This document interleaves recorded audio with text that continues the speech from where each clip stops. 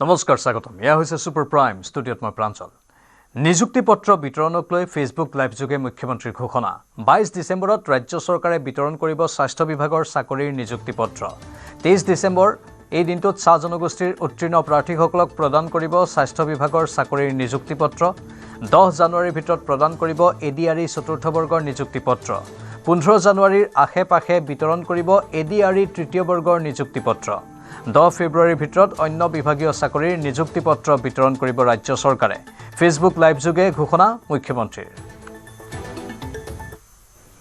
ADRE তৃতীয় আৰু চতুৰ্থ বৰ্গৰ নিযুক্তিৰ পিছত 38টা বিভাগত ইয়াক আমি বিতৰণ কৰিব লাগে 38টা বিভাগে প্ৰায় 60টাতকৈ অধিক সঞ্চালকালয়ৰ মাজত এই পদসমূহ বিতৰণ কৰিব লাগে তাৰ পিছত তেওঁলোকক আকৌ অসমৰ বিভিন্ন জিলাত ভাগ কৰি আমি নিযুক্তি দিব লাগে জিলা বিষয়াসকলে তেওঁলোকক ব্লক বা আন আৰু তলৰ কাৰ্যালয়লৈকে প্ৰেৰণ কৰিব লাগে ই এটা ডাঙৰ প্ৰক্ৰিয়া ইয়াৰ মাজতে দিব্যাংগ যিসকল 3% দিব্যাংগ যিসকলে চাকৰি পায় তেওঁলোককো আমি মেডিকেলি আৰু এবাৰ পৰীক্ষা কৰিব লাগে গুৱাহাটী চিকিৎসা মহাবিদ্যালয় এই গোটেই প্ৰক্ৰিয়াখিনি সমাপ্ত কৰোতে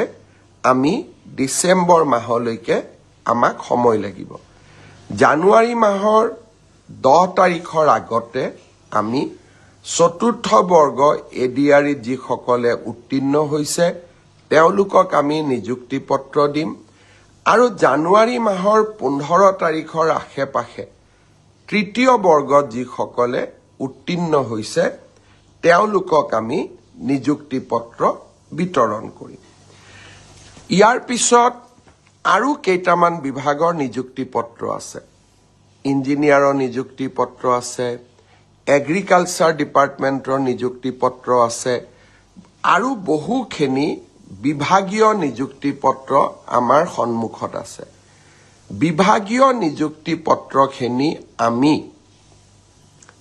ফেব্ৰুৱাৰী মাহৰ 10 তাৰিখৰ আগতে আমি শেষ কৰিম কাৰণ নিৰ্বাচনৰ মডেল কোড অফ কণ্ডাক্ট যোৱাবাৰ 27 ফেব্ৰুৱাৰীত আহিছিল আৰু সেই কাৰণে আমি অত্যন্ত সচেতন যাতে মডেল কোড অফ কণ্ডাক্ট অহাৰ আগতে আমি নিযুক্তি পত্ৰসমূহ দি সমাপ্ত কৰিব পাৰোঁ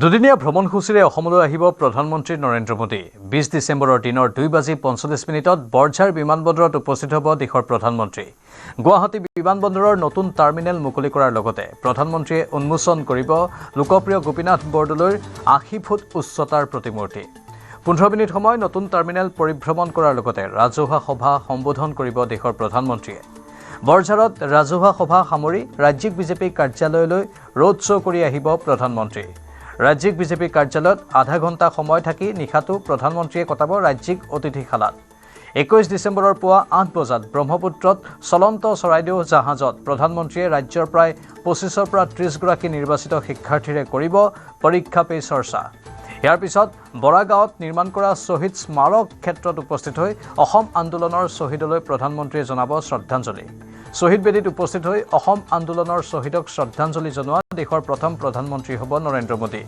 বৰাগাঁৱৰ শহীদ স্মাৰক ক্ষেত্ৰৰ পৰা পুনৰ গুৱাহাটী বিমানবন্দৰলৈ আহি ডিব্ৰুগড়লৈ উৰা মাৰিব প্ৰধানমন্ত্ৰীগৰাকী ডিব্ৰুগড়ৰ পৰা নামৰূপত দিনৰ 12 বজাত উপস্থিত হৈ প্ৰধানমন্ত্ৰীয়ে নামৰূপ সাৰ কাৰখানাৰ নতুন প্ৰকল্পৰ ভূমিপূজন তথা আধাৰশিলা স্থাপন কৰি বিশাল জনসভা সম্বোধন কৰিব নামৰূপৰ পৰা পুনৰ ডিব্ৰুগড়লৈ উভতি আহিব প্ৰধানমন্ত্ৰী নৰেন্দ্ৰ মোদী আৰু তাৰ পাছত ৰাওনা হ'ব নতুন দিল্লীলৈ গুৱাহাটী বিমানবন্দৰৰ নতুন টাৰ্মিনেল পৰিদৰ্শন কৰাৰ লগতে প্ৰধানমন্ত্ৰীৰ আগমনৰ প্ৰস্তুতিৰ বুজ লৈ এই মন্তব্য মুখ্যমন্ত্ৰী হিমন্ত বিশ্ব শৰ্মাৰ তাৰিখে 2:45 বজাত গুৱাহাটী বিমানবন্দৰত অৱতৰণ কৰিব গুৱাহাটী বিমানবন্দৰত অৱতৰণ কৰিয়ে তেওঁ পোনে পোনে লোকপ্ৰিয় গোপীনাথ বৰদলৈ এটা সুবিশাল প্ৰতিমূৰ্তি উদ্বোধন কৰিব বৰদলৈ ডাঙৰীয়াৰ 80 ফুট উচ্চতাৰ আৰু বিখ্যাত স্থাপত্যবিদ ৰাম চুটাৰে নিৰ্মাণ কৰিছে, যোনে লাচিত বৰফুকনৰ ষ্টেচু নিৰ্মাণ কৰিছিলে। 80 ফুট উচ্চতাৰ লোকপ্ৰিয় গোপীনাথ বৰদলৈ প্ৰতিমূৰ্তি উদ্বোধন কৰিব। তাৰ পিছত তেখেতে বিমানবন্দৰত গৈ নতুন টাৰ্মিনেলটো উদ্বোধন কৰিব আৰু 15 মিনিট সময় তেখেতে টাৰ্মিনেল বিল্ডিংটো পৰিভ্ৰমণ কৰিব। টাৰ্মিনেল বিল্ডিং পৰিভ্ৰমণ কৰি তেখেতে এই স্থানলৈ আহিব আৰু ইয়াত ৰাজহুৱা সভাক সম্বোধন কৰিব।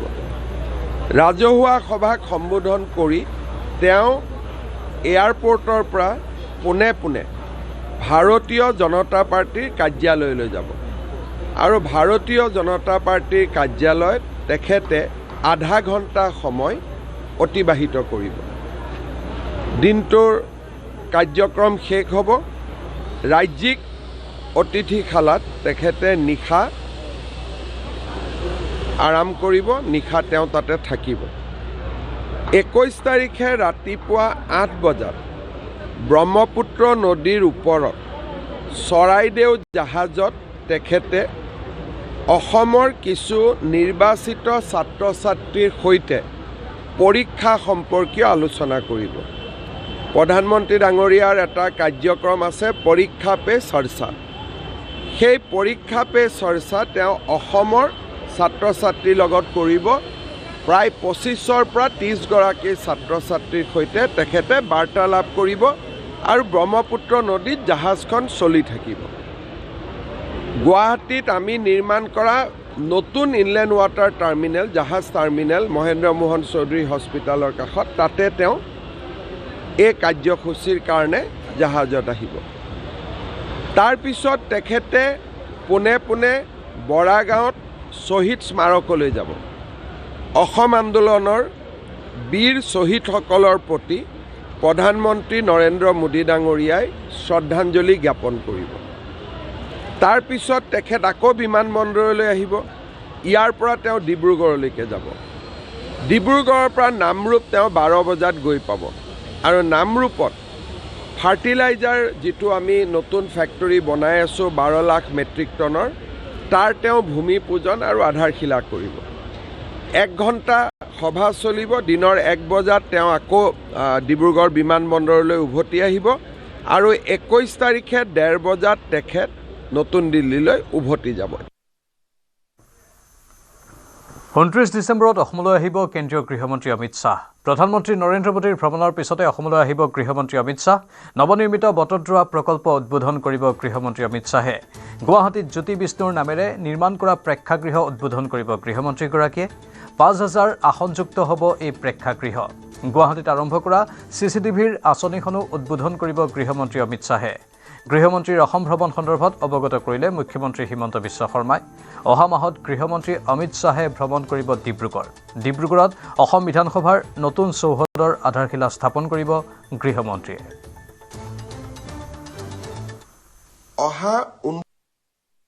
অহা 29 তাৰিখে গৃহমন্ত্ৰী ডাঙৰীয়াক অসমত আমি আমন্ত্ৰণ জনাম।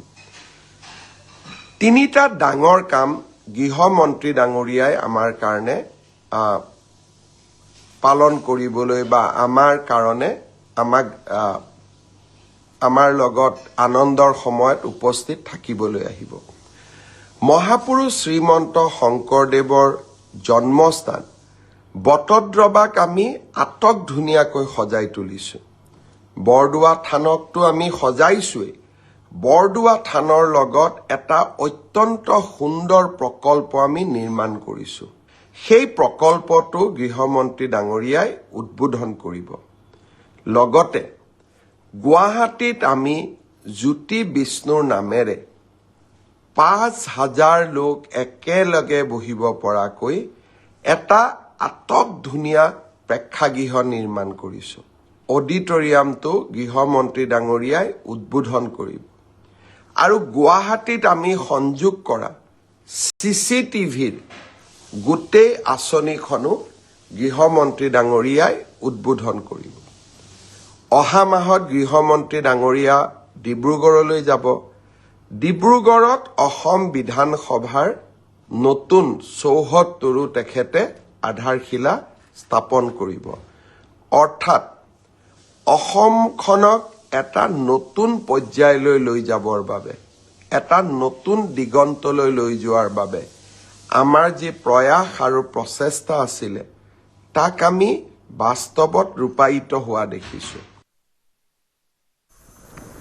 এছাৰৰ নামত মুকলিকৈ ধন সংগ্ৰহত নামিছে BLO হাজিৰা খাতুন নামৰ BLO গৰাকীৰ বিৰুদ্ধে এছাৰৰ নামত হাজাৰ হাজাৰ টকা সংগ্ৰহৰ অভিযুক্ত BLO গৰাকী 1190 নম্বৰ কাঠালবাৰী LP স্কুলৰ শিক্ষয়িত্ৰী কিছুদিন পূৰ্বে নায়েৰ আলগা উন্নয়ন খণ্ডত মুকলিকৈ ধন সংগ্ৰহ কৰি চাকৰিৰ পৰা নিলম্বন হৈছিল BLO হাজিৰা খাতুনৰ স্বামী নজৰুল হক উৎকোচ লৈ স্বামী চাকৰিৰ পৰা নিলম্বিত হোৱাৰ পিছতো মহিলা BLO গৰাকীয়ে মুকলিকৈ ধন লোৱাৰ অভিযোগ উঠিছে এবিনে ধন সংগ্ৰহৰ ভিডিঅ' সামাজিক মাধ্যমত ভাইৰেল হৈ পৰাৰ পিছতে জাঙুৰ খাই উঠিছে স্থানীয় বিভিন্ন দল সংগঠন BLO হাজিৰা খাতুনৰ লগত আৰু কেইবাজনো নিৰ্বাচনী বিষয়া জড়িত থকাৰ সন্দেহ নামনি অসম সংখ্যালঘু সংগ্ৰাম পৰিষদৰ এবিনে অভিযোগ উত্থাপনৰ পিছতে হাজিৰা খাতুনক BLOৰ পৰা অব্যাহতি দিয়াৰ ঘোষণা ধুবুৰী নিৰ্বাচনী বিষয়াৰ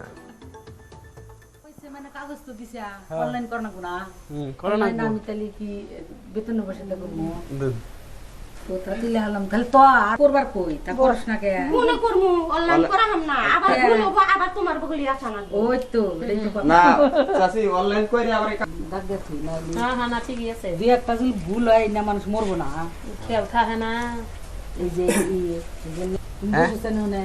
নামের মধ্যে কি আছে নামের মধ্যে না জয়নাল আবেদিন হ্যাঁ 1901 বছর বয়স বাবার নাম সুরত জামাল আর এটা আছে নূরজাহান 125 বছর বয়স নামটা ঠিক করে দিয়েন নূরজাহান দিছে মানে কাগজ তো দিছে অনলাইন করনা গুনা আমি এখন শুদ্ধ ভোটাৰ তালিকা পাবলৈ সক্ষম হ'ম কিন্তু ঠিক সেই সময়তে যোৱা কেইদিন ধৰি সামাজিক মাধ্যমত এটা ভিডিঅ' ভাইৰাল হ'বলৈ পাইছে 1190 নং কাঠালবাৰী LP স্কুলৰ যিগৰাকী BLO গৰাকীয়ে এছাৰৰ কাম কৰি দিয়াৰ নামত বা এছাৰৰ নামত ব্যাপক ধৰণে ধন সংগ্ৰহ কৰাৰ ভিডিঅ' কিন্তু সেই স্পষ্টকৈ পৰিছে যে যি সময়ত আমি ভাৰত স্বাধীনৰ পিছত আমি এইখন এছাৰৰ জৰিয়তে শুদ্ধ এখন ভোটাৰ তালিকা পাবলৈ সক্ষম হ'ম বুলি আমি আশা প্ৰকাশ কৰিছোঁ ঠিক সেই সময়তে কিন্তু চৰকাৰৰ যি নিৰ্দেশনা চৰকাৰৰ যি সৎ ইচ্ছা তাক কিন্তু বুঢ়া আঙুলি দেখুৱাই কিন্তু তেখেতে ধন সংগ্ৰহত নামি পৰা পৰিলক্ষিত হৈছে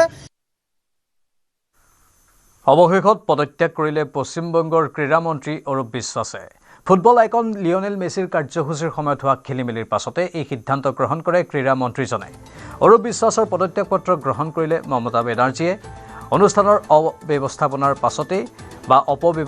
পাছতেই পশ্চিমবংগৰ চৰকাৰে বৃহৎ প্ৰশাসনিক ব্যৱস্থা গ্ৰহণ কৰিছিল প্ৰাৰম্ভিক তদন্তৰ প্ৰতিবেদনৰ ভিত্তিত পশ্চিমবংগৰ আৰক্ষী সঞ্চালক প্ৰধান ৰাজীৱ কুমাৰক কাৰণ দৰ্শোৱাৰ জাননী প্ৰেৰণ কৰা হয় ব্যক্তিগত আয়োজককে ধৰি অংশীদাৰসকলৰ সৈতে খেলিমেলি তথা সমন্বয়ৰ অভাৱ সন্দৰ্ভত 24 ঘণ্টাৰ ভিতৰত স্পষ্টীকৰণ দাখিলৰ নিৰ্দেশ প্ৰদান কৰা হয় কৰ্তব্যত গাফিলতিৰ অভিযোগত উপ আয়ুক্ত IPS অনিশ চৰকাৰৰ বিৰুদ্ধেও বিভাগীয় কাৰ্যবিধি আৰম্ভ কৰা হয় তদন্ত সম্পূৰ্ণ নোহোৱালৈকে তেওঁক নিলম্বন কৰা হৈছে যুৱ পৰিক্ৰমা আৰু ক্ৰীড়া বিভাগৰ প্ৰধান সম্পাদক ৰাজেশ কুমাৰ সিনহাক কাৰণ দৰ্শোৱাৰ জাননী জাৰি কৰি কাৰ্যসূচীৰ সময়ত হোৱা ত্ৰুটি আৰু অপব্যৱস্থাপনা সন্দৰ্ভত স্পষ্টীকৰণ বিচৰা হৈছে ইয়াৰ উপৰিও VYBKৰ CEO দেৱ কুমাৰ নন্দনক তাৎক্ষণিকভাৱে নিলম্বন কৰা হৈছে এই ঘটনাৰ তদন্তৰ বাবে চৰকাৰে বিশেষ তদন্তকাৰী দল গঠন কৰিছে SITত আছে IPS পিয়ুষ পাণ্ডে জাভেদ শামীম সুপ্ৰতিম চৰকাৰ আৰু মুৰলীধৰ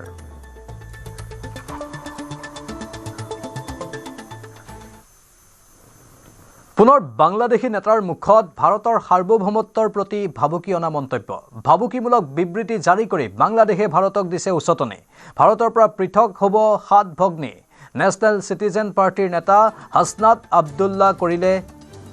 আব্দুল্লাই কৰিলে এই মন্তব্য সংবাদকৰ্মীক আক্ৰমণৰ বাবে পৰিচিত এই নেতাজন স্পষ্ট করে বলে দিতে চাই ভারতের যারা সেপারেটিস্ট আছে বাংলাদেশে আমরা তাদেরকে আশ্রয় প্রশ্রয় দিয়ে যে 7 সিস্টার রয়েছে সেটাকে বাংলাদেশ থেকে ভারত থেকে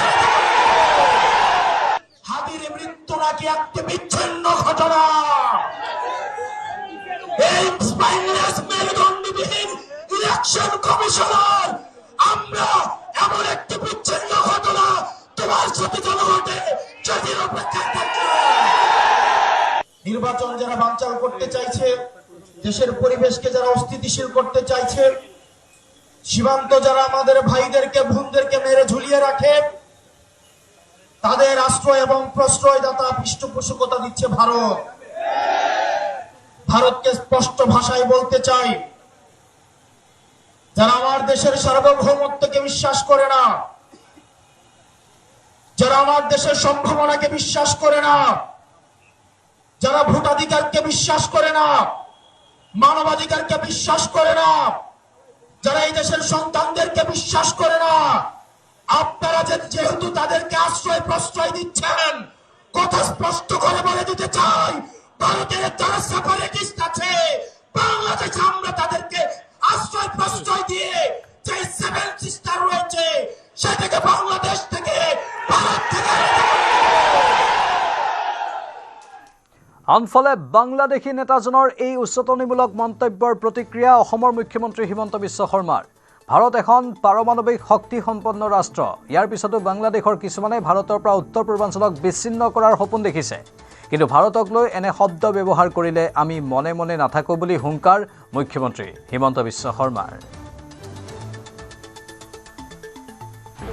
बांग्लादेश में थोड़ा लास्ट 1 सालों से यह चर्चा बार बार हो रहा है कि नॉर्थ ईस्ट को भारत से अलग करके बांग्लादेश का साथ शामिल करने का बात बार बार आ रहा है। लेकिन भारत आप जानते हैं, भारत एक बहुत बड़ा देश है, न्यूक्लियर नेशन है, 4th largest economy in the world. So Bharat को बांग्लादेश कैसे ये कर पाएगा, ये तो सोचना भी गलत है। लेकिन बांग्लादेश का लोगों का सोच खराब है, हम लोग उनको बहुत ज़्यादा मदद करना नहीं चाहिए और ये लोगों को भी ये सिखा देना चाहिए कि भारत का ऊपर ऐसा सब व्यवहार करने से हम लोग चुप नहीं रहूँगा। অষ্ট্ৰেলিয়াৰ ছিডনীত সংঘটিত গুলীচালনাৰ ঘটনাত জড়িত আছিল ISIS সন্ত্ৰাসবাদী। সাজিদ আক্ৰাম আৰু তেওঁৰ পুত্ৰ নাভিদ আক্ৰাম নামৰ দুজন লোকক চিনাক্ত কৰা হৈছে। অষ্ট্ৰেলিয়াৰ প্ৰধানমন্ত্ৰী এন্থনী আলবানিজৰ চাঞ্চল্যকৰ ঘোষণা। ছ'চিয়েল মিডিয়াত ভিডিঅ' চাই ভাড়াঘৰতেই বোমা তৈয়াৰ কৰিছিল সাজিদ আক্ৰাম আৰু নাভিদে।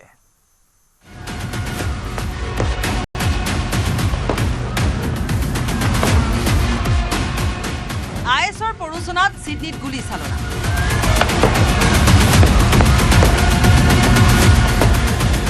প্ৰধানমন্ত্ৰী এন্থনী আলবানিজৰ চাঞ্চল্যকৰ ঘোষণা। মঙলবাৰে পুৱা আক্ৰমণকাৰী পিতা পুত্ৰৰ ইছলামিক ষ্টেটছৰ সৈতে থকা সম্পৰ্ক নিশ্চিত কৰিলে অষ্ট্ৰেলিয়াৰ প্ৰধানমন্ত্ৰীয়ে। কুখ্যাত সন্ত্ৰাসবাদী সংগঠনটোৰ প্ৰৰোচনাত সাজিদ আক্ৰাম আৰু নভিদ আক্ৰামে অষ্ট্ৰেলিয়াত সৰ্ববৃহৎ সন্ত্ৰাসবাদী আক্ৰমণ চলোৱাৰ ঘোষণা প্ৰধানমন্ত্ৰী Anthony আলবানিজৰ। We will not allow this country to be divided. That is what the terrorists seek. We will unite, we will embrace each other and we'll get there. কুখ্যাত সন্ত্ৰাসবাদী সংগঠন ইছলামিক ষ্টেটৰ নিৰ্দেশত নিউ চাউথ ৱেলছৰ কেম্পছিত ভাড়াঘৰ লৈছিল পিতা পুত্ৰ। ভাড়াঘৰত মজুত কৰিছিল অত্যাধুনিক মাৰণাস্ত্ৰৰ লগতে বিস্ফোৰণ।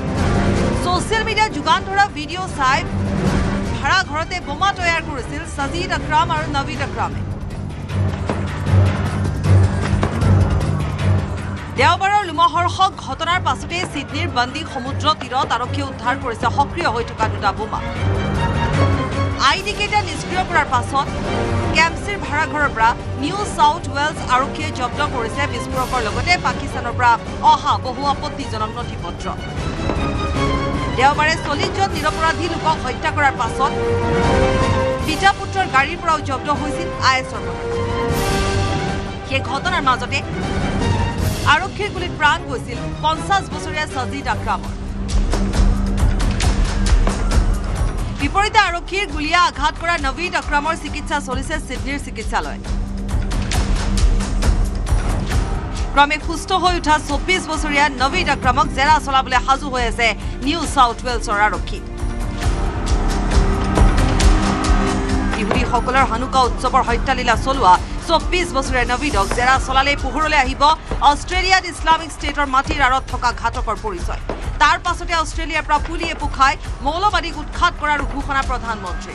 We will embrace each other, and we'll get through. Anthony আলবানিজৰ এই ঘোষণাৰ পাছতে অষ্ট্ৰেলিয়াত বৃদ্ধি পাইছে পাকিস্তান আৰু পাকিস্তানৰ বিৰুদ্ধে ক্ষোভ। Bureau report, news 18 Assam north east. আনফালে ছিডনীৰ ঘটনাৰে জড়িত সাজিদ আকৰাম হায়দৰাবাদৰ। তেলেংগানা আৰক্ষীৰ মতে তেওঁৰ ওচৰত আছে ভাৰতীয় পাছপোৰ্ট। 1998 চনত ভাৰত এৰিছিল আকৰামে। ভাৰতত থকাৰ সময়ছোৱাত তেওঁৰ বিৰুদ্ধে নাই কোনো বিৰূপ অভিলেখ। 27 বছৰ পূৰ্বে অষ্ট্ৰেলিয়ালৈ প্ৰব্ৰজন কৰিছিল সাজিদে। কেনেকৈ হঠাতে সাজিদ আইচিছৰ মতাদৰ্শৰ দ্বাৰা অনুপ্ৰাণিত হ'ল তাক লৈ সৃষ্টি হৈছে চাঞ্চল্যৰ। আকৰামে হায়দৰাবাদত বিকম ডিগ্ৰী সম্পূৰ্ণ কৰি প্ৰায় 27 বছৰ পূৰ্বে 1998 চনৰ নৱেম্বৰ মাহত কৰ্মসংস্থাপনৰ সন্ধানত অষ্ট্ৰেলিয়ালৈ প্ৰব্ৰজন কৰে। ইয়াৰ পিছত তেওঁ অষ্ট্ৰেলিয়াত স্থায়ীভাৱে বসতি স্থাপন কৰাৰ পূৰ্বে ইউৰোপীয় মূলৰ মহিলা ভেনেৰা গ্ৰছক বিয়া কৰাইছিল।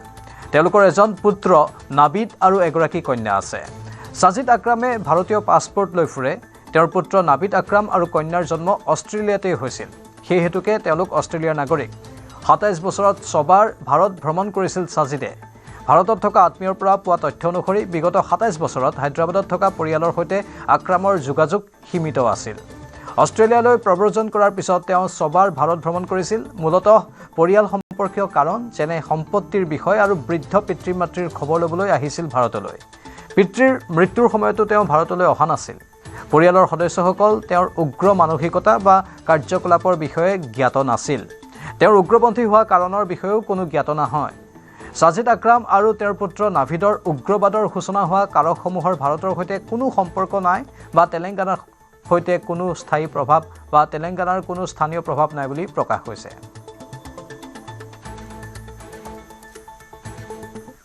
দেশৰ দুটা প্ৰধান দলৰ দুটা বিশেষ দৃশ্য, যি দুই দৃশ্যই প্ৰতিফলিত কৰিলে দুয়োটা দলৰ পৃথক সংস্কৃতিক। এয়া বিমান বন্দৰত বিহাৰৰ এগৰাকী মন্ত্ৰীৰ বাবে অপেক্ষাৰত দেশৰ গৃহমন্ত্ৰী অমিত শ্বাহ আৰু বিজেপিৰ ৰাষ্ট্ৰীয় সভাপতি JP নাড্ডাকে ধৰি দলটোৰ জ্যেষ্ঠ নেতা। বিহাৰৰ মন্ত্ৰীজন অহা বিমানখন পলম হোৱাত এনেদৰে বিজেপিৰ বাঘা বাঘা নেতা ৰৈ থাকিল বিমান বন্দৰত। গৃহমন্ত্ৰী অমিত শ্বাহ, দলৰ ৰাষ্ট্ৰীয় সভাপতি JP নাড্ডা, ৰবিশংকৰ প্ৰসাদৰ লগতে বিজেপি দলৰ জ্যেষ্ঠ নেতাসকল কাৰ বাবে ৰৈ আছিল জানেনে? তেওঁ আন কোনো নহয়, তেওঁ হৈছে বিহাৰৰ মন্ত্ৰী তথা বিজেপিৰ নৱনিযুক্ত কাৰ্যকৰী সভাপতি নীতিন নবীন। দেশৰ ৰাজনৈতিক মঞ্চত এই দৃশ্য আছিল ব্যতিক্ৰম। কেৱল ব্যতিক্ৰমেই নহয়, এই দৃশ্য আছিল এক স্পষ্ট বাৰ্তা যে দলৰ প্ৰতিটো পৰ্যায়ৰ নেতাৰ বাবে প্ৰতিটো পৰ্যায়ৰ নেতা কিমান দায়বদ্ধ, কিমান দায়িত্বশীল।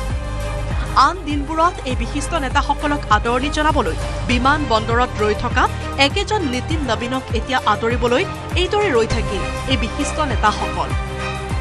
যেন এটা সংগঠনৰ জয়ৰ দৃশ্য আছিল এয়া। এটা দলৰ কৰ্মশৈলী আন ৰাজনৈতিক দলৰ তুলনাত সুকীয়াকৈ প্ৰদৰ্শন কৰিলে এই দৃশ্য। নীতিন নবীনক আদৰণি জনাবলৈ অমিত শ্বাহ আৰু JP নাড্ডাৰ দৰে শক্তিশালী নেতাৰ অৱস্থান সেই সংস্কৃতিৰে যেন প্ৰতিফলন, য'ত পদবীয়ে অহংকাৰ নহয় সন্মানহে বৃদ্ধি কৰে। আনহাতে এই দৃশ্য দেশৰ অন্যতম শক্তিশালী দল কংগ্ৰেছৰ এখন জনসভাৰ। চাওক আৰু শুনক। भारतीय राष्ट्रीय कांग्रेस के सम्मानित अध्यक्ष आदरणीय मल्लिकार्जुन खड़गे साहब से कि वो आए और अपना आशीर्वाद हमें दें।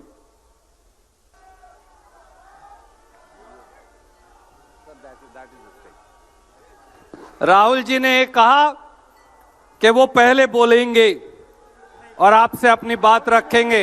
आदरणीय राहुल गांधी जी। এইখিনিলৈ সকলো ঠিকেই আছিল। পিছে কংগ্ৰেছ দলত যেন কোনো গুৰুত্বই নাই সভাপতি মল্লিকাৰ্জুন খড়গে। সভাপতি হলেও সদায় আগত নিজৰ স্থিতি দেখুৱাবলৈ যেন সাজু হৈ থাকে ৰাহুল গান্ধী।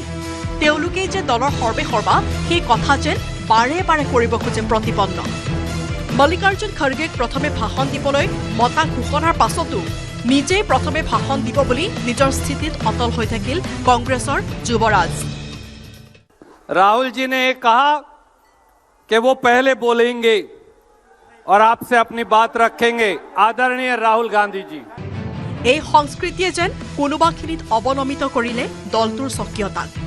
ভৰা জনসভা এখনত সভাপতিক কৰা এনে ব্যৱহাৰে যেন কোনোবাখিনিত দেখুৱালে পদবীক লৈ থকা অহংকাৰ।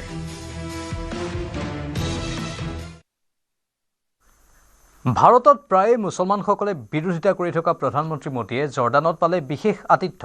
ইছলাম ধৰ্মৰ প্ৰৱৰ্তক হজৰত মহম্মদৰ 42 সংখ্যক উত্তৰসূৰী ৰাজকুমাৰ আল হুছেইন বিন আব্দুল্লাই দেখুৱালে মোদীৰ প্ৰতি বিশেষ সন্মান। প্ৰটোকল ভংগ কৰি হ'লেও ব্যক্তিগতভাৱে প্ৰধানমন্ত্ৰী মোদীক বিদায় দিবলৈ আহিল ৰাজকুমাৰ হুছেইন। ৰাজকুমাৰ হুছেইন হজৰত মহম্মদৰ 42 সংখ্যক প্ৰজন্মৰ প্ৰত্যক্ষ বংশধৰ। মঙলবাৰে জৰ্ডানৰ ৰাজকুমাৰে আল হুছেইন বিন আব্দুল্লাই প্ৰধানমন্ত্ৰী নৰেন্দ্ৰ মোদীক নিজেই গাড়ী চলাই জৰ্ডান সংগ্ৰহালয়লৈ লৈ যায়। 31 বছৰীয়া ৰাজকুমাৰে BMW গাড়ীৰে সংগ্ৰহালয়লৈ লৈ গ'ল নৰেন্দ্ৰ মোদীক।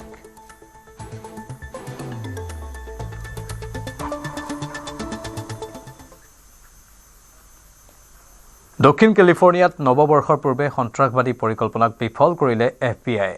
লছ এঞ্জেলছৰ ফেডাৰেল কৰ্তৃপক্ষই এক উগ্ৰপন্থী সংগঠনে নৱবৰ্ষৰ পূৰ্বে কৰা সন্দেহযুক্ত সন্ত্ৰাসবাদী পৰিকল্পনাক বিফল কৰিছে।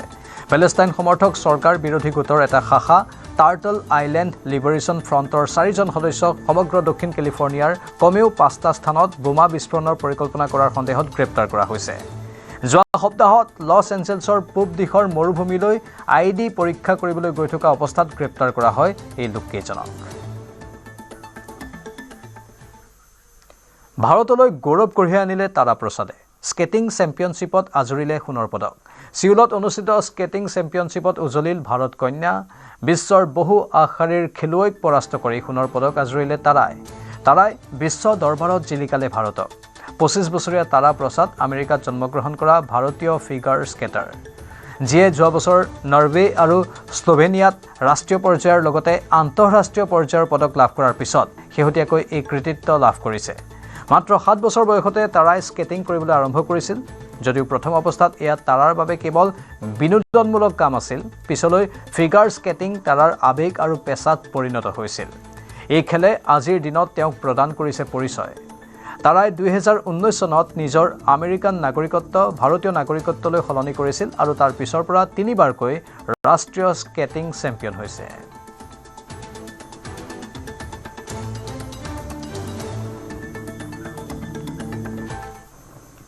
ঘন কুঁৱলীৰ বাবে দিল্লীৰ আগ্ৰা যমুনা এক্সপ্ৰেছৱেত ভয়ংকৰ দুৰ্ঘটনাত 13জনৰ মৃত্যু।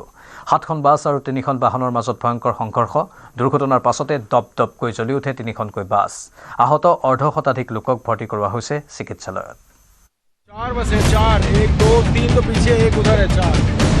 ভয়ংকৰ মৰ্মান্তিক হৃদয় বিদাৰক এক ভয়ংকৰ পথ দুৰ্ঘটনাই জোকাৰি গ'ল উত্তৰ প্ৰদেশৰ মথুৰা জিলা।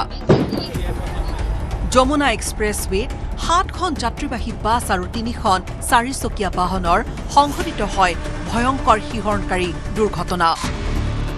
এই দুৰ্ঘটনা ইমানেই ভয়ংকৰ আছিল যে লগে লগে ৰাজপথতে দপদপকৈ জ্বলি উঠিল 3খনকৈ বাছ। ফলত কি ঘটিল গম নোপোৱাকৈ জীৱন্তে অগ্নিদগ্ধ হৈ চিৰনিদ্ৰাত ঢলি পৰিল 13 দুৰ্ভগীয়া। कितनी बसें होंगी लगभग? 4 बसें हैं। कुछ कैजुअल्टी 4 से 5।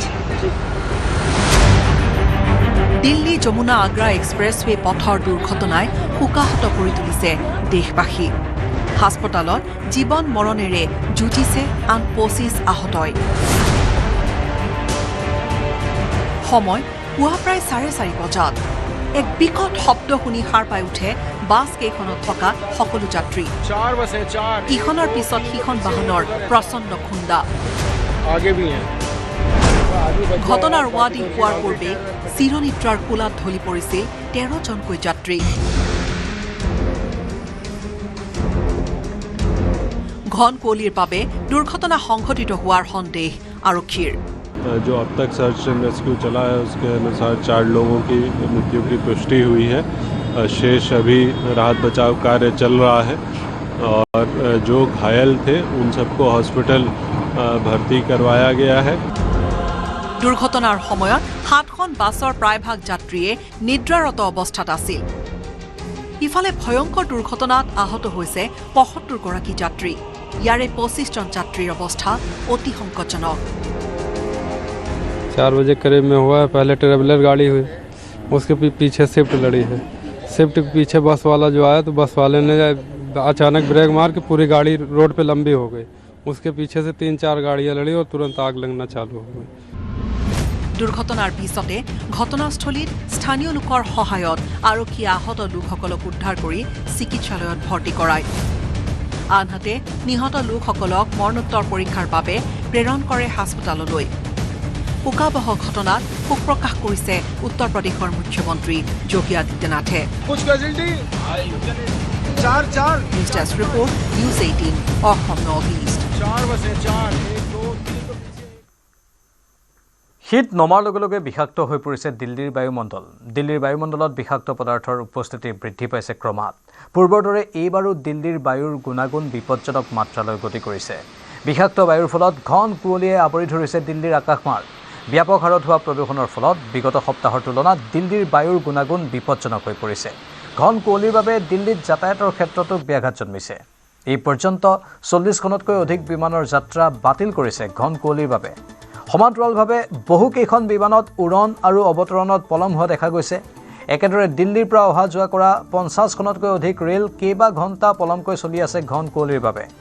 দিল্লীৰ স্বাস্থ্য সেৱা বিভাগৰ বিশেষজ্ঞসকলে জৰুৰী কাম নাথাকিলে বাসিন্দাসকলক বাহিৰলৈ নোলাবলৈ পৰামৰ্শ আগবঢ়াইছে। প্ৰদূষণ বৃদ্ধি পোৱাৰ ফলত দিল্লীৰ একাংশ লোক শ্বাস প্ৰশ্বাসজনিত ৰোগত আক্ৰান্ত হৈছে। চকুৰ বিষতো আক্ৰান্ত হৈছে দিল্লীৰ একাংশ লোক। ভয়ানকভাৱে দুদিন ধৰি দিল্লীৰ বায়ুমণ্ডল প্ৰদূষিত হৈ পৰিছে। হৃদযন্ত্ৰ বা হাওঁফাওঁৰ ৰোগত আক্ৰান্ত হোৱাৰ আশংকা আছে দিল্লীত। কেন্দ্ৰীয় প্ৰদূষণ নিয়ন্ত্ৰণ বৰ্ডৰ তথ্য অনুসৰি আজিৰ দিনটোত বায়ুৰ গুণাগুণ সূচাংক 5লৈ বৃদ্ধি পাইছে। এই পৰ্যন্ত দিল্লীৰ বায়ুৰ সূচাংক সৰ্বাধিক বুলি প্ৰকাশ কৰিছে কেন্দ্ৰীয় প্ৰদূষণ নিয়ন্ত্ৰণ বৰ্ডে। সেই দিল্লীৰ জনতাক N95 মাস্ক পৰিধান কৰিবলৈ পৰামৰ্শ আগবঢ়োৱা হৈছে। ইতিমধ্যে দিল্লী ভ্ৰমণ নকৰিবলৈ কেইবাখনো দেশে ভ্ৰমণ সম্পৰ্কীয় নিৰ্দেশনা জাৰি কৰাৰ কথাও জানিব পৰা হৈছে।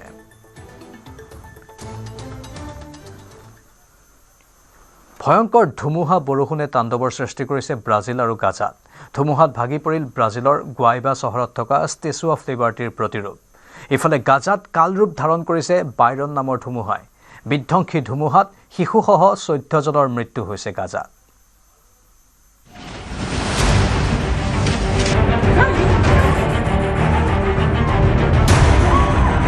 প্ৰচণ্ড ধুমুহাত ভাগিল ষ্টেচু অফ লিবাৰ্টি। ব্ৰাজিল গাজাৰ আকাশত ধুমুহাৰ তাণ্ডৱ নৃত্য। গাজাৰ ধুমুহাত শিশুসহ 14জনৰ মৃত্যু। ব্ৰাজিলত ধুমুহা বৰষুণে ধাৰণ কৰিছে কালৰূপ। বিধ্বংসী ধুমুহা বৰষুণে এফালৰ পৰা তছনছ কৰিছে সকলো।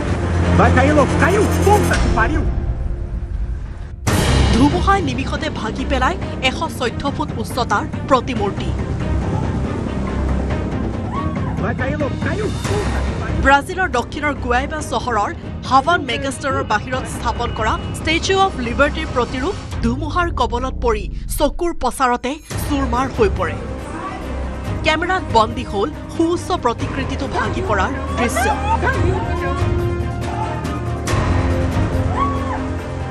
এই দৃশ্যৰ পৰা সহজে অনুমান কৰিব পাৰি ধুমুহাৰ ভয়াৱহতা। ইফালে বাইৰনৰ সন্ত্ৰাসত কম্পিত গাজাৰ সৰ্বসাধাৰণ। বাইৰন নামৰ এক বিধ্বংসী ধুমুহাই এফালৰ পৰা তছনছ কৰি গৈছে গাজা চহৰ। ইজৰাইল পেলেষ্টাইনৰ যুদ্ধত গৃহহীন হোৱা লোকসকলে আশ্ৰয় গ্ৰহণ কৰি থকা অস্থায়ী শিবিৰত ধুমুহাই চলাই তাণ্ডৱ। গাজা চহৰৰ জেইটাউন চুবুৰীত হোৱা প্ৰচণ্ড বৰষুণৰ পিছত স্থানচ্যুত পেলেষ্টাইনীসকলক আশ্ৰয় দিয়া অস্থায়ী শিবিৰ বোকা আৰু পানীৰে আগুৰি ধৰে। 72 ঘণ্টাত ভয়াৱহ বতৰৰ পৰিস্থিতিৰ বাবে তিনিওটা শিশুকে ধৰি 14জন লোকৰ মৃত্যু হৈছে। অস্থায়ী শিবিৰৰ 27,000তকৈ অধিক তম্বু বুৰ গৈছে পানী। আবদ্ধ হৈ পৰিছে বহু লোক। ইতিমধ্যে ভিন্ন স্থানত আৰম্ভ হৈছে উদ্ধাৰ কাৰ্য। News desk report, news 18 Assam north east.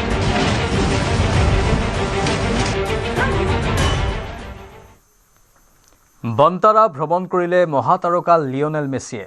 বন্তাৰাত Hindu পৰম্পৰাগত অনুষ্ঠানতো অংশ লয় আৰ্জেণ্টাইন ছুপাৰষ্টাৰগৰাকীয়ে। বন্তাৰাত বন্যপ্ৰাণীৰ যত্ন আৰু সংৰক্ষণ কৰা দলৰ সৈতে মত বিনিময় কৰে লিঅনেল মেছিয়ে। ইণ্টাৰ মিয়ামিৰ সতীৰ্থ লুইছ সুৱাৰেছ আৰু ৰড্ৰিগো ডি পলৰ সৈতে মেছিক ৰাজকীয় আদৰণি গুজৰাটৰ জামনগৰস্থিত বান্তাৰাত।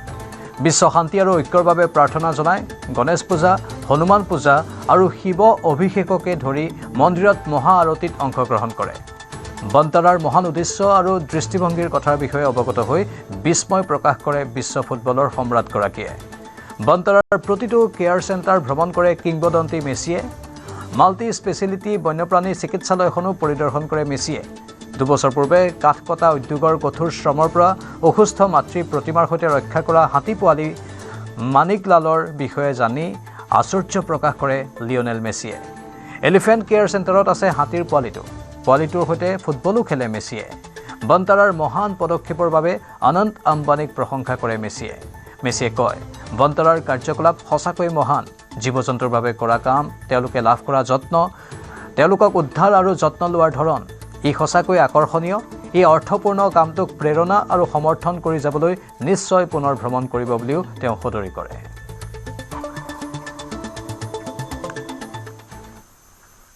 আৰু ছুপাৰ প্ৰাইমত এইখিনিতে সময় চমু বাণিজ্যিক বিৰতিৰ।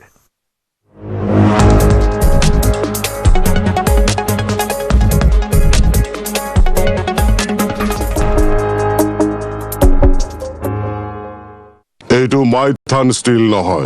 ওচৰ চুবুৰীয়াসকলে লগাইছে। ষ্ট্ৰং মানে মাইথান ষ্টিল।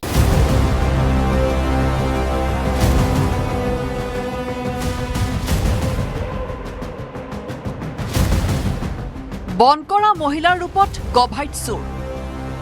অভিজাত ঘৰত মহিলাই চলালে লুটপাট। 65 লক্ষাধিক টকা মূল্যৰ সোণৰ অলংকাৰ লুটি উধাও বনকৰা মহিলা। চুৰি সোণ বিচাৰি অসম পালেহি হাৰিয়ানাৰ আৰক্ষী। হাৰিয়ানাৰ গুৰুগ্ৰামৰ এটা অভিজাত পৰিয়ালত ঘৰুৱা কামত নিয়োজিত হৈ আছিল কুন্তলীৰ পুৰণা গাঁৱৰ গুলভানু বেগম নামৰ মহিলাগৰাকী। কিছুদিন পূৰ্বে অভিজাত পৰিয়ালটোৰ ঘৰত কোনো নথকাৰ সুযোগ লৈ গুলভানু বেগমে পৰিয়ালটোৰ 65 লক্ষাধিক টকা মূল্যৰ সোণৰ অলংকাৰ লুট কৰি কামৰূপৰ গৰৈমাৰী আৰু কুন্তলীলৈ প্ৰেৰণ কৰে। চুৰিকাণ্ড সন্দৰ্ভত হাৰিয়ানাৰ গুৰুগ্ৰাম আৰক্ষীয়ে বিশেষ সূত্ৰে গুলভানু বেগমক গ্ৰেপ্তাৰ কৰি জেল হাজতলৈ প্ৰেৰণ কৰিছে। মহিলাগৰাকীৰ পৰা উদ্ধাৰ বুজন পৰিমাণৰ চুৰি সোণৰ অলংকাৰ। আনহাতে মহিলাগৰাকীৰ স্বীকাৰোক্তিৰ ভিত্তিত দক্ষিণ কামৰূপৰ গৰৈমাৰী আৰু কুন্তলীত চলিল হাৰিয়ানা আৰক্ষীৰ অভিযান। গৰৈমাৰী থানাৰ ভাৰপ্ৰাপ্ত আৰক্ষী বিষয়া আব্দুল মমিন আৰু কুন্তলী আৰক্ষীৰ সহযোগত সোণ চুৰিৰ অভিযোগত 3জনক গ্ৰেপ্তাৰ হাৰিয়ানা আৰক্ষীৰ। মাছগুমিৰ হায়েজুদ্দিন আৰু পুৰাণ গাঁৱৰ চুৰাট জামালক গ্ৰেপ্তাৰ। দুইৰে পৰা আৰক্ষীয়ে উদ্ধাৰ কৰে সোণৰ অলংকাৰ। আনহাতে চুৰি হোৱা 65 লাখ টকা সোণৰ অলংকাৰৰ ভিতৰত আৰক্ষীৰ পৃথকে পৃথকে চলোৱা অভিযানত বৰ্তমানলৈ প্ৰায় 30 লক্ষাধিক টকাৰ চুৰি সোণৰ অলংকাৰ উদ্ধাৰ কৰিবলৈ সক্ষম হৈছে হাৰিয়ানাৰ আৰক্ষীয়ে। কুন্তলীৰ পৰা আবুল কালাম আজাদৰ report, news 18 Assam north east.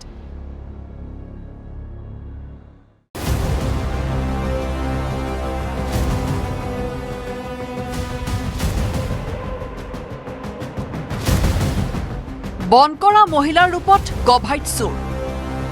অভিজাত ঘৰত মহিলাই চলালে লুটপাট। 65 লক্ষাধিক টকা মূল্যৰ সোণৰ অলংকাৰ লুটি উধাও বনকৰা মহিলা। চুৰি সোণ বিচাৰি অসম পালেহি হাৰিয়ানাৰ আৰক্ষী। হাৰিয়ানাৰ গুৰুগ্ৰামৰ এটা অভিজাত পৰিয়ালত ঘৰুৱা কামত নিয়োজিত হৈ আছিল কুন্তলীৰ পুৰণা গাঁৱৰ গুলভানু বেগম নামৰ মহিলাগৰাকী। কিছুদিন পূৰ্বে অভিজাত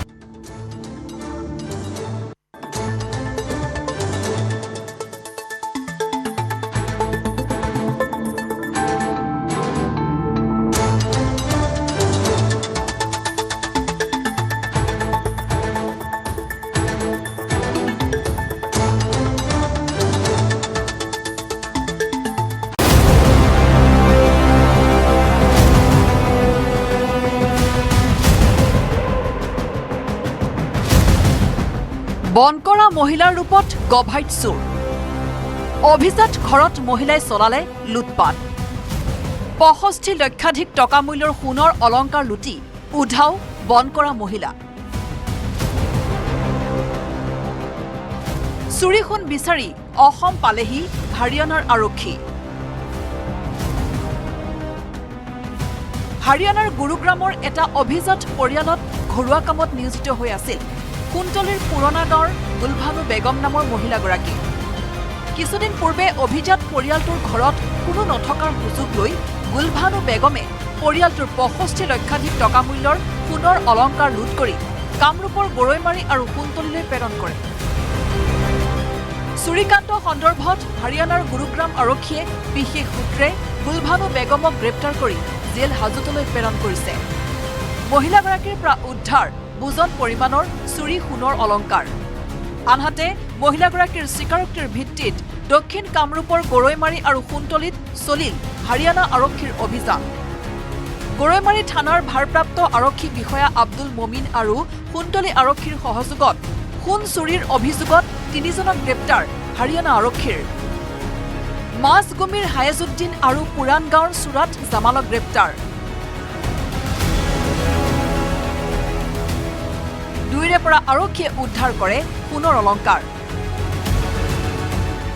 আনহাতে চুৰি হোৱা 65 লাখ টকা সোণৰ অলংকাৰৰ ভিতৰত আৰক্ষীৰ পৃথকে চলোৱা অভিযানত বৰ্তমানলৈ প্ৰায় 30 লক্ষাধিক টকাৰ চুৰি সোণৰ অলংকাৰ উদ্ধাৰ কৰিবলৈ সক্ষম হৈছে হাৰিয়ানাৰ আৰক্ষীয়ে কুন্তলীৰ পৰা আবুল কালাম আজাদৰ report news 18 Assam north east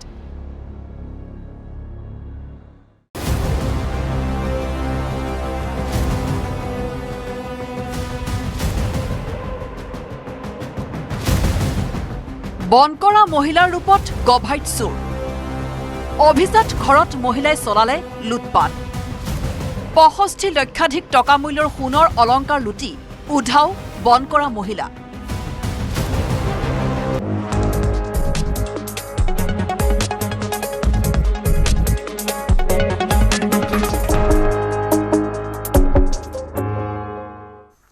পুনৰ স্বাগতম পঞ্জাবৰ মোহালিত অনুষ্ঠিত কাবাডী টুৰ্ণামেণ্টত ঘটিল অঘটন খেলৰ মাজতে হঠাৎ চলিল গুলীচালনা আততায়ীৰ 5 জাই গুলীত ঢলি পৰিল কাবাডী খেলুৱৈ আহত হল এজন খেলুৱৈ শতাধিক দৰ্শকৰ উপস্থিতিত এইদৰে হোৱা গুলীবৰ্ষণৰ ঘটনাই নিৰাপত্তাৰ ক্ষেত্ৰলৈ আনিছে প্ৰশ্ন কাবাডী খেলৰ মাজত হঠাৎ চলিল গুলী আততায়ীৰ 5 জাই গুলীত ঢলি পৰিল খেলুৱৈ ঘটনাস্থলীতে প্ৰাণ হেৰুৱালে কাবাডী খেলুৱৈ চলি আছিল কাবাডী টুৰ্ণামেণ্ট কোৰ্টত ব্যস্ত আছিল খেলুৱৈ ষ্টেডিয়ামৰ চাৰিওকাষে অনেক জনতাই উপভোগ কৰি আছিল খেল তেনেতে হঠাৎ হল গুলীবৰ্ষণ চাৰিওদিশে সৃষ্টি হল হাহাকাৰৰ ঘটনা পাঞ্জাবৰ মোহালিত কাবাডী টুৰ্ণামেণ্টৰ মাজতে ঘটিল গুলীচালনাৰ ঘটনা কাবাডী টুৰ্ণামেণ্ট চলি থকাৰ সময়তে 5 জাইকৈ গুলীৰে আততায়ীয়ে হত্যা কৰে এজন কাবাডী খেলুৱৈ অচিনাক্ত ডুবিটৰ গুলী ঠকা হৰকা হয় 30 বছৰীয়া খেলুৱৈজন কাবাডী টুৰ্ণামেণ্টত ভাগ ল'বলৈ সোমবাৰে মোহালিত উপস্থিত হৈছিল নিহত খেলুৱৈগৰাকী গুলীচালনাৰ ঘটনাত আহত হয় কাবাডী তাৰকা খেলুৱৈ ৰাণা বালাচুৰিয়া ইফালে গুলীচালনা কৰিয়ে পলায়ন কৰিবলৈ সক্ষম হয় ডুবিট আৰক্ষীৰ মতে দুজন আততায়ীয়ে চলাইছিল গুলী আততায়ীৰ সন্ধানত আৰক্ষী আৰম্ভ কৰিছে অভিযান ইফালে সমগ্ৰ ঘটনাত পঞ্জাব চৰকাৰৰ সুৰক্ষাৰ ক্ষেত্ৰত বিফলতা বুলি মন্তব্য কৰে হিৰোমণি আখালী দলৰ সাংসদ হৰসিমৰাট কৌৰ বাদলে पंजाब में लॉ नाम की कोई चीज़ ही नहीं है होम मिनिस्टर हमारे मुख्यमंत्री हैं और उनके अंडर 4 सालों में आम आदमी की सरकार ने और भगवंत मान ने ऐसी धज्जियां उड़ाई हैं कि आज दिन दिहाड़े आप देखिए कल चौथा एक कबड्डी प्लेयर कबड्डी फील्ड के बीच में जाके उसको गोलियों से दिन दिहाड़े भून दिया गया और कोई पकड़ा नहीं गया है जब इनकी सरकार बनी तो सिद्धू मूसेवाला एक नामी इंटरनेशनल सिंगर पंजाब की शान थी उनके दिन दिहाड़े कत्ल हो गए आज तक सारे लोग पकड़े नहीं गए हैं तो ये जो गैंगस्टरों का राज चल रहा है जो मुख्यमंत्री टोटली फेल हो गए अब हाई सिक्योरिटी जेल में से लॉरेंस बिश्नोई की इंटरव्यू एक बारी नहीं 2 बारी होती है तो आप खुद ही अंदाजा लगा लें कि हाई सिक्योरिटी जेल में से गैंगस्टरों की जो इंटरव्यू हो रही है सरकार कितनी नाकाम है पंजाबर खेलपथारत हुआ गुलीचालनाक লৈ তীব্ৰ চাঞ্চলৰ সৃষ্টি হৈছে কিন্তু এতিয়াও জানিব পৰা হোৱা নাই গুলীচালনাৰ কাৰণ news desk report, news 18 Assam north east. কানাডাত জুবিন গাৰ্গৰ হেঁপাহৰ ছবি ৰৈ ৰৈ বিনালেৰ বিশেষ প্ৰদৰ্শনী। প্ৰৱাসী অসমীয়া বঙালীৰ লগতে কানাডাৰ স্থানীয় লোকেও উপভোগ কৰিলে ৰৈ ৰৈ বিনালে। বিশেষ প্ৰদৰ্শনীৰ বাবে বিক্ৰী কৰা নাছিল কোনো টিকট। প্ৰদৰ্শনীৰ পৰা পোৱা ধন আগবঢ়াব জুবিন গাৰ্গ ন্যাসলৈ।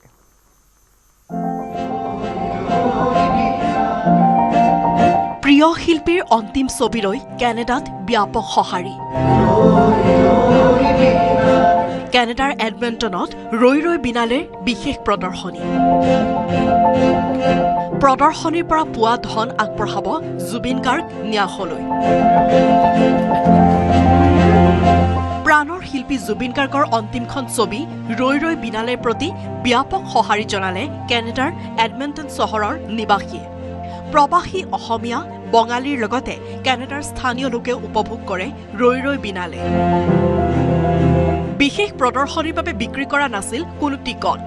স্বেচ্ছামূলকভাৱে বৰঙণি আগবঢ়ায় দৰ্শকে। বিশেষ প্ৰদৰ্শনীৰ দ্বাৰা সংগৃহীত হয় 1 লক্ষাধিক টকা। জুবিন গাৰ্গৰ প্ৰতি সন্মান জনাই এই ধনৰাশি জুবিন গাৰ্গ ন্যাসলৈ আগবঢ়াব বুলি জনালে আয়োজকে। ইণ্টাৰনেশ্যনেল হেৰিৰ পৰাও মানে সঁহাৰি পালোঁ আৰু আমি চবৰ পৰা যিটো ডোনেশ্যন হিচাপে আমি লৈছিলোঁ, আমি কোনো টিকেট পইচা ৰখা নাছিলোঁ ইয়াত। সেই প্ৰায় 1 লাখ মান টকা আমাৰ হাতত থাকিব ইণ্ডিয়ান ৰুপিজত। সেইখিনি টকা আমি জুবিনৰ ট্ৰাষ্ট ফাণ্ডলৈ অলপতে সেইখিনি দান দি দিম। জুবিন গাৰ্গৰ মৃত্যুক এতিয়াও মানি ল'ব পৰা নাই প্ৰৱাসী অসমীয়াই। জুবিনৰ মৃত্যু পূব দিশত সূৰ্য অস্ত্ৰ যোৱাৰ দৰে বুলি উল্লেখ কৰিলে আয়োজকে। আজি জুবিন গাৰ্গ আমাৰ মাজত নাই, মানে অসম আৰু অসমবাসীৰ কাৰণে পূব দিশত সূৰ্য অস্ত যোৱাৰ নিচিনা কথা এইটো। গতিকে আজি চিনেমাখনৰ জৰিয়তে আমি জুবিন গাৰ্গক শ্ৰদ্ধাঞ্জলি জনাইছো। খুব আৱেগিক এই চিনেমাখন, এটা আৱেগিক বিষয়। মই হয়তো আৱেগটো ধৰি ৰাখিব নোৱাৰিম, কিন্তু চিনেমাখন চাই এনেকুৱা যেন লাগিল যেন জুবিন আমাৰ মাজত এতিয়াও আছে।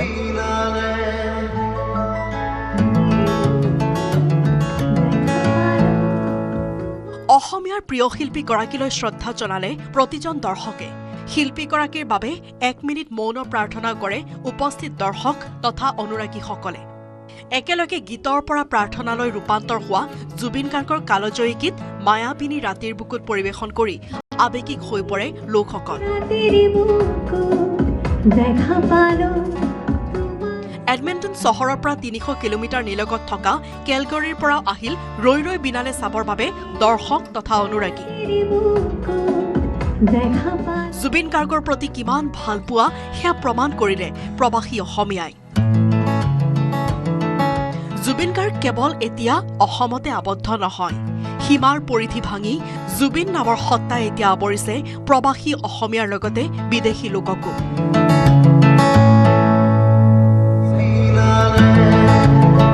News desk report, news 18 Assam north east.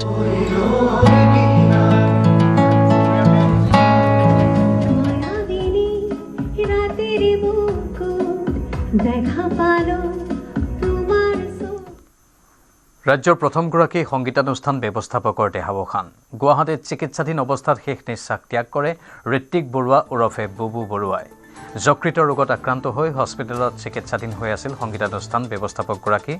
ডিফুৰ পৰা আহি গুৱাহাটীত বহু সংগীত শিল্পীৰ অনুষ্ঠানৰ আয়োজন কৰি প্ৰতিষ্ঠা লাভ কৰিছিল বুবু বৰুৱাই। মাননি নোলোৱাকৈয়ে বহু কণ্ঠশিল্পীক মঞ্চ দিয়াত সহায় কৰিছিল বুবু বৰুৱাই। প্ৰথম অৱস্থাত জুবিন গাৰ্গৰ সৈতে যোগাযোগৰ ক্ষেত্ৰতো বিশেষ ভূমিকা গ্ৰহণ কৰিছিল ঋত্বিক বৰুৱা ওৰফে বুবু বৰুৱাই। জীৱনত কিমান ডাঙৰ জোতা দেখিছে আপুনি? নাহৰকটীয়াত উদ্ধাৰ হৈছে এপাত বিশেষ জোতা। চামৰাৰ জোতাপাতক কেন্দ্ৰ কৰি কৌতূহল সমগ্ৰ নাহৰকটীয়াত। প্ৰায় 1 ফুট 16 ইঞ্চি অৰ্থাৎ 1.5 ফুট। জল্পনা কল্পনাৰ বিষয়বস্তু এতিয়া এপাত জোতা। নাহৰকটীয়াত বাঢ়িছে জোতাক লৈ কৌতূহল।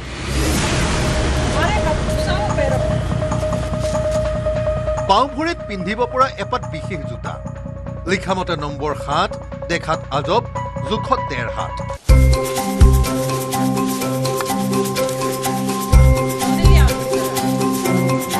দেখিছে কি ভাবিছে? ইমান ডাঙৰ জোতাৰ গৰাকী কোন হ'ব পাৰে? এই প্ৰশ্নৰ উত্তৰ বিচাৰিয়ে হাবাথুৰি খাইছে নাহৰকটীয়াৰ জাগুন গাঁৱৰ দুই ভাতৃয়ে। সোমবাৰে বুঢ়ীদিহিং নৈত বালি খননৰ বাবে গৈছিল দুয়ো। বালি খান্দোতেই ওলাল বৃহৎ আকাৰ জোতাপাত। জোতাৰ যুগ দেখিয়ে আচম্বিত হৈ জাগুন গাঁৱলৈ লৈ আহিল জোতাপাত। সম্পূৰ্ণ চামৰাৰে নিৰ্মিত জোতাপাতে আকৰ্ষণ কৰিলে এজন এজনকৈ বহুজনক। ভাৰতীয় মল্লযোদ্ধা গ্ৰেট খালীৰ জোতাৰ প্ৰায় সম পৰ্যায়ৰ জোতাপাত। উল্লেখযোগ্য যে 2025 চনৰ 7 জানুৱাৰীত দুলীয়াজানৰ সমীপত এটা অনুষ্ঠানত ভাগ লৈছিল দ্য গ্ৰেট খালীয়ে। মোহনবাৰী বিমানবন্দৰত নামি ভাগ লৈছিল বিশেষ অনুষ্ঠানটোত। 11 মাহ পূৰ্বে উজনি অসমত উপস্থিত হোৱা মল্লযোদ্ধা আৰু সোমবাৰে উদ্ধাৰ হোৱা জোতাৰ সংযোগ বিচাৰিছে একাংশই। তাৰ মাজতে জোতাপাত কেনেকৈ পোৱা গ'ল বৰ্ণনা কৰিলে উদ্ধাৰকাৰী ভাতৃজনে। 16 ইঞ্চি অৰ্থাৎ 1.5 ফুট। গাড়ীটো তাত বালি উঠাব গৈছিলে, তো উঠাই থাকোঁতে ভাইটিটি পালে, পাই পিনে ক'লে কি যে দাদা এনেকৈ মই হেৰিটো পাইছোঁ, জোতা এপাত পাইছোঁ, অলপ ডাঙৰ জোতা, মানে মানুহৰ আমাৰ যিটো ভৰি তাতকৈ জোতাটো ডাঙৰ। মই ক'লোঁ ঠিক আছে লৈ আন, মানুহক আমি দেখাম ইমান ডাঙৰ জোতা যেতিয়া পাইছোঁ, চবকে দেখাম বুলি লৈ আনিলোঁ আৰু। ৰাইজক দেখুৱাবলৈ বুলি তুলি অনা জোতাপাতক লৈ সন্দিহান হৈ পৰিছে ভাতৃদ্বয়। ক'ৰ পৰা কেনেকৈ আহিল তাকে ভাবি গুণি ব্যস্ত হৈ পৰা উদ্ধাৰকাৰীয়ে ক'লে জোতাপাত হ'ব পাৰে ৰজাদিনীয়া, হয়তো হ'ব পাৰে ব্ৰিটিছ যুগীয়া। জোতাযোৰ জুখিও চাইছিলোঁ আমি, পুৰা 16 ইঞ্চি আছে, 1 ফুট 6 ইঞ্চি। হ'ব পাৰে নেকি? হ'ব পাৰে চাগে, নদীত আহিছে। পিছফালে ইংলিছৰ শব্দও লিখা আছে, লিখা আছে, কেজ বুলি লিখা আছে। ব্ৰিটিছো হ'ব পাৰে, হ'ব পাৰে চাগে। জোতাপাতৰ তলিত লিখা আছে কেশ বুলি কোম্পানীৰ নাম। জোতাৰ নম্বৰ লিখা আছে 7, কিন্তু সচৰাচৰ 7 নম্বৰ জোতা পৰিধান কৰা প্ৰায় দুজনৰ ভৰি সোমাই যাব পৰা প্ৰকাণ্ড জোতাপাতে এতিয়া চৰ্চাৰ কাৰণ। জোতাপাতৰ যাত্ৰা সম্পৰ্কে এতিয়া সকলো অজ্ঞাত, সকলোৰে মনত ভাৱৰ বুৰবুৰণি। এই জোতাৰ প্ৰকৃত মালিক কোন? নাহৰকটীয়াৰ পৰা Utpal Chaliha report, news 18 Assam north east.